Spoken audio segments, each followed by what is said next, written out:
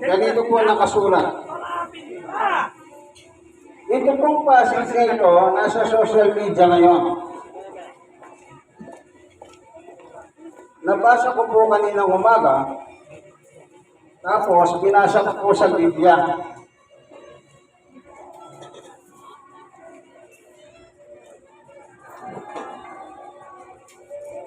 Dito po sa Pahayag, chapter 16, verse 8 and 9. At ipinuhos din ng ikahapat na anghel ang laman ng dala niyang mangkok sa haraw. At ito'y binigyan ng kapangyarihang pasuhin ang mga tao sa tindi ng init nito. Kita niyo po. Nakita po na nag-post yun na mahinit ang araw. Papasuhin ang tao. E tanong ko po sa inyo, napapaso na ba kayo? Napapaso na ba kayo? Hindi pa naman, di ba? Pero in relation, pinost po nila ito. Ano yan? Maharing warning yan. Pero hindi related ito sa Pilipinas. Ibig ba sabihin, Pilipino lang ang pinapaso ng Diyos? Paano yung Pilipino sa abroad? Na hindi naman po napapasok. Nasa Amerika, nasa Island. Paano yung nasa Dubai, nang binabaha naman? Paano naman yung nasa China, bumabaha ngayon sa China? Hindi po, in future po, mangyayari ito, na itong mundong ito na kinalalagyan natin, susunogin ng Diyos. Kaya sinabi niya, mapapaso ang tao. Pagwawasagin ng Diyos ang mundong ito, susunogin niya. Yun ang nakakapasok. Pero itong passage na to, hindi pa po ito connected sa ating weather condition. Ang masakit yung iba po, kinoconnect agad nila. Nakakita lang sila ng ano? Ito, ulitin natin. At ito'y binigyan ng kapangyarihan, pasuhin ang mga tao sa tindi ng init nito. Kaya nakikita ko, hindi pa naman napapaso ang tao eh. Kaya kung napapaso lang kayo, hindi na kayo lalabas, sa totoo lang. Hindi kayo lalabas, mapapaso kayo eh. Kailan mangyayari yan? Pag umulan ng apoy dito sa mundong ito. Kapag susunodin ng Diyos ang lupa, doon po magkakaroon ng paso-paso ang tao. Kaya sabi ni Jesus, maliwanag. Sa Mateo 4:4. Anong sabi ni Jesus? Ito po. Ngunit sumagot si Jesus na susulat, hindi lamang sa tinapay na bubuhay ang tao, kundi sa bawat salitang nagbumula sa bibig ng Diyos. Dalawa po yun, buhay na tinutukoy. Physical at spiritual. Nakikita niyo ako, nakikita ko kayo. Iba-iba ang ating itsura. Yan ay sa physical. Kayo, nandito kayo upang mamalengke para pagkain ng inyong physical. Tama po ba? Magsabi ng amen kung tama. Ngayon, ano yung isang sinabi ni Jesus? Hindi ka lang nabubuhay. Saan? Sa tinapay. Kundi sa bawat salitang nagmumula sa bibig ng Diyos.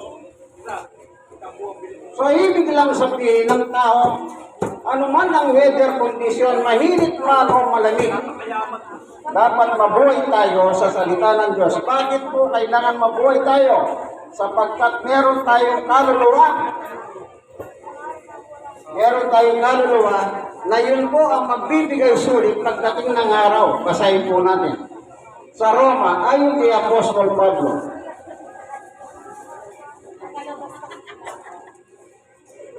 Kaya ang bawat isa sa atin magbibigay sulit sa Diyos. Maliwanag po, ano? Roma 14:12. Bawat isa. Hindi po pamilya. Bawat isa. Kaya ang kaligtasan ino-offer ng Diyos sa bawat isa. Halimbawa, meron 5 pamilya. Nanay, tatay, 3 anak. Kung isa lang ang nanampalataya doon, yun lang ang maliligtas, yung 4 hindi po. Kaya individual ang pagsusulit sa Diyos. Kung anong ginawa natin habang nabubuhay tayo sa mundong ito, yun ang ating pagbabayaran sa Diyos.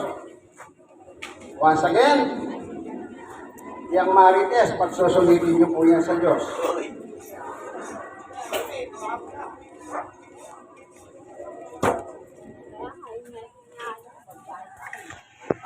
Sinabi ko po yung marites.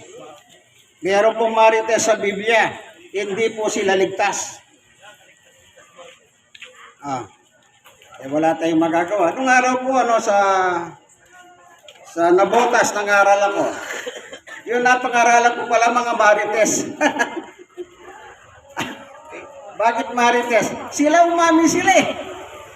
Ang sagot ng isang babae, mga marites, hindi kayo makinig kayo ng salita ng Diyos. Tapos may sumagot, mga marites po talaga yan.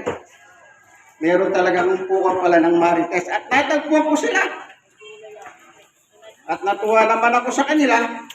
Kahit marites sila, nakinig sila. At tinatawagan pa nga yung ibang marites eh. Ano po? Sige, iwanan natin si marites. Balik tayo kay Jesus. Anong sabi ni Jesus? Hindi lang tayo nabubuhay sa pagkain na araw-araw, kundi mabuhay tayo sa salita ng Diyos. Paano ka mabubuhay sa salita ng Diyos, kaibigan? Ang sabi ni Pablo na apostol ni Jesus. Kahapon po, nagsalita ako sa isang barangay na pinakilala ko si Pablo, kung sino si Pablo. Ang sabi ko, si Pablo, apostol ng mga Pilipino. Siya po yung itinalaga ng Diyos upang magsalita sa mga Pilipino, hentil. Ang mga Pilipino ay mga hentil. Ano po? Kaya si Pablo po ang tagapagsalita sa mga hentil. Purihin ang Panginoon. Anong sabi ni Pablo?